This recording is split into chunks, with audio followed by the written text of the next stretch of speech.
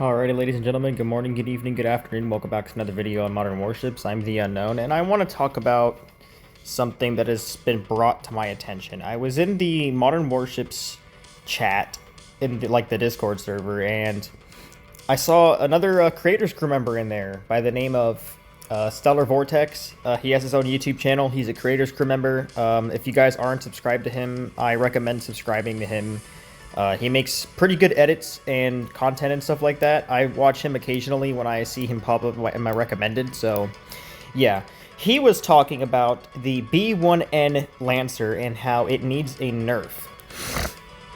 Now, I disagreed with him because I don't think it needs a nerf, and here's why. So, the B1N's initial damage, like its burst damage, is 245,000. I think the most I'd done was 246,000. Alright?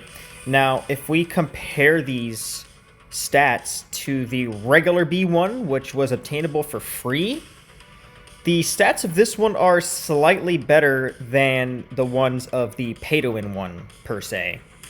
Now, the pay-to-win one's speed is... Let me see. The speed is 123.8. Whereas the regular Lancer is 113, so it's only 10 knots faster.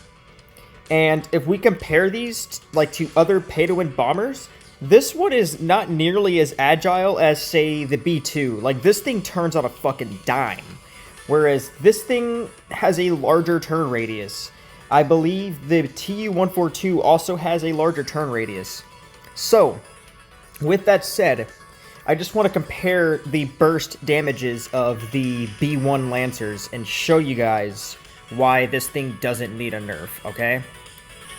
Alright, so let's go ahead and launch the regular Lancer here. We're going to go ahead and test this on the Yamato here, alright? And we're going to test just the sheer amount of burst damage this thing does compared to the B1N. And this thing is free, mind you, alright?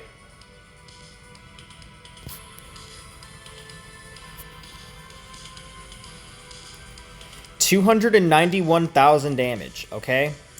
291,000 damage, and this thing is able to crit at over 300,000, alright? Let's go ahead and try that again on another target.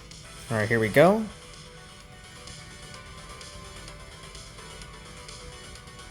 there you guys have it, 307,000 damage. That is the sheer amount of damage that the free-to-play B1 does. All right, now with this said, I'm pretty sure some of you are going to bring up the argument, yeah, well, usually the air defense is going to penetrate and it's going to kill the B1 before you can drop the bombs. Yeah, and you're probably right. That's where skill comes in, right? You got to be very smart with how you flare these anti-air missiles and the air defenses that shoot missiles and stuff. You have to be really smart how to use this. That's why this bomber takes a lot more skill to use than, say, the pay-to-win variant, which doesn't need skill, because all you have to do, it only has lock-on missiles on it, and I'll show you guys this. And then we'll talk about the disadvantages of this bomber compared to the free-to-play one. Alright, let's go ahead and launch our pay-to-win V1 here, okay?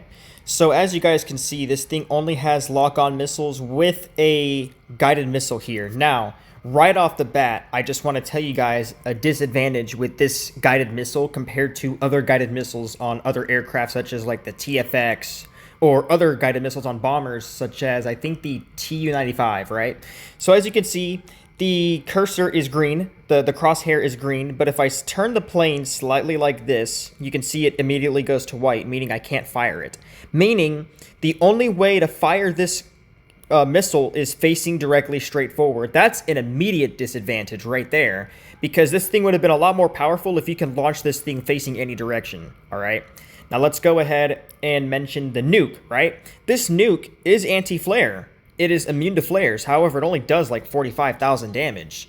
So despite the fact that it's anti-flare, 45,000 damage, that's literally less damage than a freaking Monarch, if I'm not mistaken.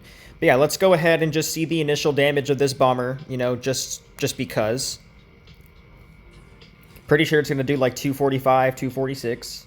Yeah, 249 that time. Wow, okay. So still less than the free-to-play B1, right? So I'm going to give you guys a tip and a trick for using the free-to-play B1. I will do this in an offline match for you guys, just so you can see, because the offline air defenses are somehow more powerful than the actual, like, you know, player air defenses. So I'll show you guys this in a second. All right, so we're going to go ahead and launch our B1 Lancer, all right? So there is a technique to use this thing to fully, like, get the amount of damage you want to get out of this thing, okay? So we're going to go ahead, we're going to go fly nice and low, nice and fast, and as you can see there, we have our first contestant here. You got to go in extremely fast and drop all of your bombs, kind of, okay, we're going to redo that. Okay, anyways, take number 2, we're actually going to go ahead, we'll just do it against the red rum again. So as you guys know, yep, there's the air defense. You want to kind of wait until they get a little bit closer, and then you want to go on the ship like this. And there you guys go. There you guys have it. That is a successful bombing run. Yes, the air defenses were affected a little bit, but not too like the B1 wasn't affected that much. Now let's go ahead. We'll do this against the Moscow over there that has more air defenses on it. So we'll go ahead. You want to go nice and fast, and you want to go high speed up until the very last second, and then you want to go ahead and drop your bombs, and you just want to get out of there. Yes, you're going to sacrifice your bomber, but as you can see, I took out almost two-thirds of his health right then and there. Now, despite that being a little bit sloppy, that's basically the general idea of what you want to do when you're dealing with a bomber that has carpet bombs on it, right? You want to be at full speed until you get right on the ship, and then you want to launch all your missiles at once, and then right as you get on top of the ship, lower your speed, drop the bombs, and get out of there. 9 times out of 10, your bomber will die. That's just how it is. That's how the technique works. Your bomber's going to die, but not after dealing an abnormal amount of damage. All right? Now, what does this have to do with the B1N not getting a nerf? It doesn't need one. Because if you know how to use this properly, this thing does more damage than the pay-to-win one does. The only advantage that the pay-to-win one has is the fact that it has only lock-on missiles that can be used at longer ranges. However, if you're smart and you have anti-air missiles, you can easily counter this. It's so simple. Use an air defense that launches only missiles. Once the bomber flares, launch your anti-air missiles, and boom, the bomber's dead. It's that simple. There is no reason to nerf this whatsoever. All you need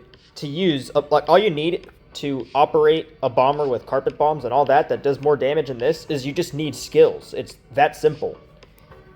Anyways, let me know if I missed anything. I want to hear y'all's opinions. I'm open to feedbacks and stuff. Definitely let me know y'all's opinions in the comments below, especially Stellar Vortex. I want to know what you have to say because I disagree with you. I don't think this thing needs a nerf whatsoever. There's a reason why this thing is $35 and it's not available for everybody. Of course, there's going to be advantages over something that's free. However, I don't see how this thing has an advantage over the free-to-play B1 or any other bomber for that matter. I mean, this thing is less agile than the B2. It's less agile than the TU-142. It's less agile than the KBX. Don't even get me started. This thing is more overpowered than the B1N is. So I want to know where your argument's at, bro. And yeah, that's all I really have to say. Yeah, peace out.